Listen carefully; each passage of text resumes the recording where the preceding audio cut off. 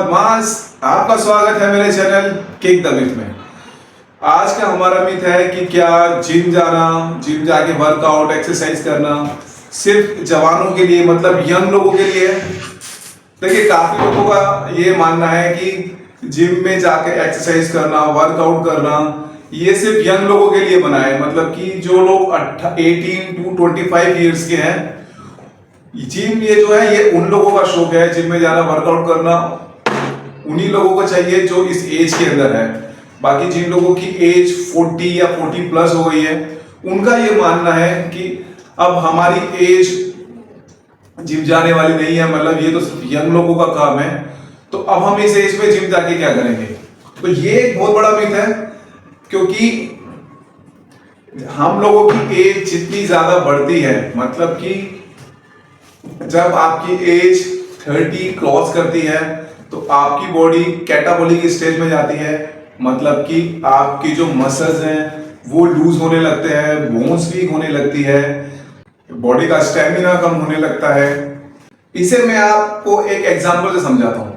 देखिए, काफी बार हम लोग जिम में देखते हैं कि जब भी हमारी जिम में कोई विजिटर्स आते हैं तो हम देखते हैं कि जो फादर जो है, जिनकी एज 45 या 50 के आसपास होती है, वो अपने बेटे को जिम ज्वाइन कराने के लिए आते हैं जिसकी एज 18 या 20 ईयर्स होती है। तो हमेशा उनका यही कहना होता है कि हमें अपने बेटे को जिम ज्वाइन कराना है फिटनेस के लिए। और जब हम लोग उनसे पूछते हैं कि आप लोग कहीं वर्कआउट कर रहे हो, तो उनका यही अक्सर कहना होता है कि हम इस एज के अंदर बॉडी बना के या जिम जाके क्या करेंगे।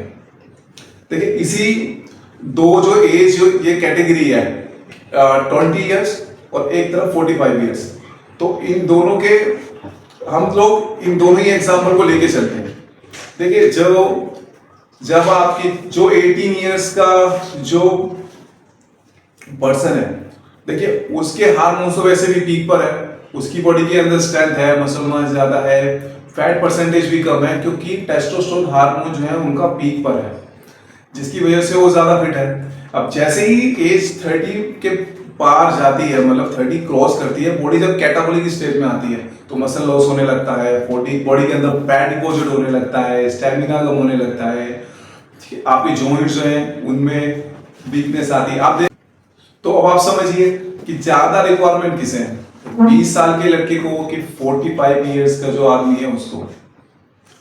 एक और मैं आपको एग्जांपल देता हूं जिससे कि आप मेरी इस चीज को ज्यादा अच्छे से समझ पाएंगे। देखिए, आपने हमेशा लैब के अंदर एक स्केलेटल जो होता है, जो ह्यूमन बॉडी का स्केलेटल होता है, वो आपने देखा होगा।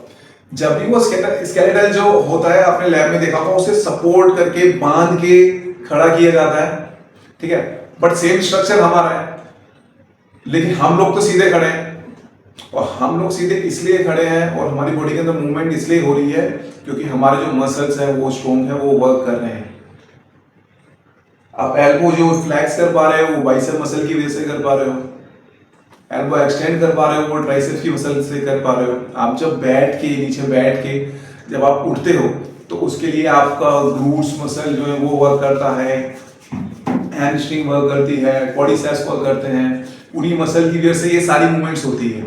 अब क्योंकि 30 पार करने के बाद जब आप 60 या 65 के पोस्ट 60 प्लस करते हो तो आपकी जो मूवमेंट है वो स्लो हो जाती है, क्योंकि आपकी मसल्स वीक हो जाती है। तो जिम जाना, वर्कआउट करना ये एक इन्वेस्टमेंट है।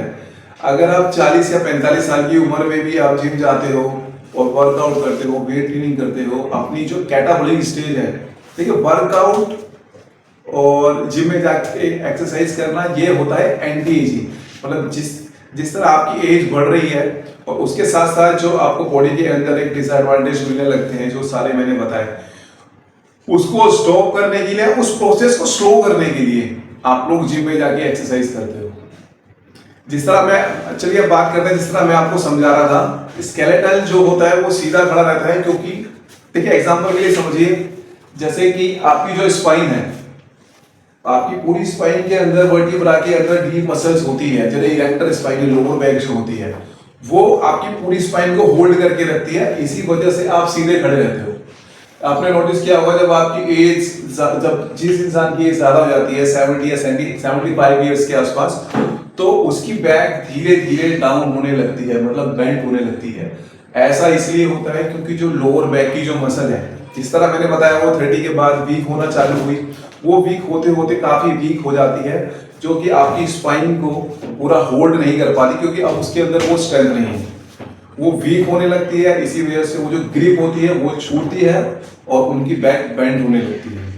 तो अगर आप 40 की एज को क्रॉस करने के बाद भी जिम जाते हैं, वर्कआउट करते हैं, तो आप जो मसल मास है जो धीरे धीरे वीक हो रहा है और आगे भी वीक होगा, आप वेट ट्रेनिंग से और कुछ फ्लोर एक्सरसाइज होती है, इरेक्टर स्पाइन है, लोअर बैक, ये एग्जांपल के लिए आपको पूरी बॉडी मतलब हर एक मसल को ट्रेन करना है। तो जब आप अच्छी डाइट लेते हैं, न्यूट्रिशन लेते हैं, प्रोटीन इनटेक करते हैं, वेट ट्रेनिंग करते हैं, तो उसकी वजह से आपका जो मसल है वो हाइपरट्रोफी होती है, आपकी मसल स्ट्रॉन्ग होती है। सपोज जो इतनी चीज है वो जल्दी घट जाएगी, और अगर आपने उस मसल को डेंस करके डेवलप कर लिया है तो उसको घटने में भी टाइम लगेगा। मतलब ये तो है कि एजिंग प्रोसेस तो चलेगा ही, बॉडी जब कैटाबॉलिक स्टेज में आएगी तो आपकी मसल तो लॉस होगी, बट अगर आप जिम में जाके एक्सरसाइज करते हैं, वर्कआउट करते हैं, तो आपने मसल फाइबर की डेंसिटी को बढ़ा दिया है, और जिस तरह वो धीरे धीरे मसल कम हो रही है, अगर वो कम है तो वो जल्दी वीक होने लगेगी। बट अगर आपकी मसल है उसकी डेंसिटी ज़्यादा है, तो जिस तरह मैंने आपको बताया आपकी स्पाइन जो है वो धीरे धीरे बेंड होने लगती है 60 या 65 की एज के बाद।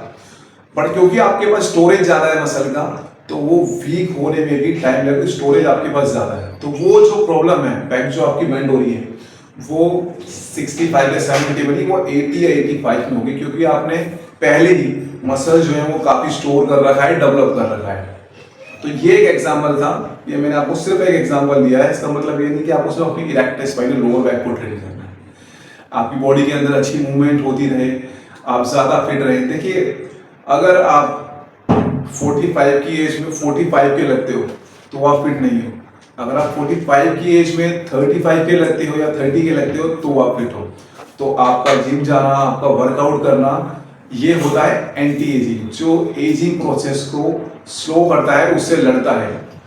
तो अब आप समझ गए, जो इंसान पहली 18 साल का है, 20 साल का है या 25 का, तो उसके हार्मोन्स तो वैसे भी पीक पर है, उसको तो ये प्रॉब्लम होने में भी काफी टाइम लगेगा, उसको ये प्रॉब्लम होगी भी। बट अगर आपकी एज 30 क्रॉस कर गई है और आप 40 या 45 के हो, तो आपके पास काफी कम टाइम है, आपका एजिंग प्रोसेस जो है वो फास्ट जा रहा है, आपका ग्राफ ये है, तो आप उसको पैरेलल लाने के लिए या जो एजिंग प्रोसेस है उसको स्लो करने के लिए, वो 20 साल से लड़के इससे ज्यादा जो रिक्वायरमेंट है वो आपको है, क्योंकि आप उस एज के ज्यादा क्लोज है जहां आपकी बॉडी कैटाबॉलिक स्टेज के बिल्कुल एंड पर है।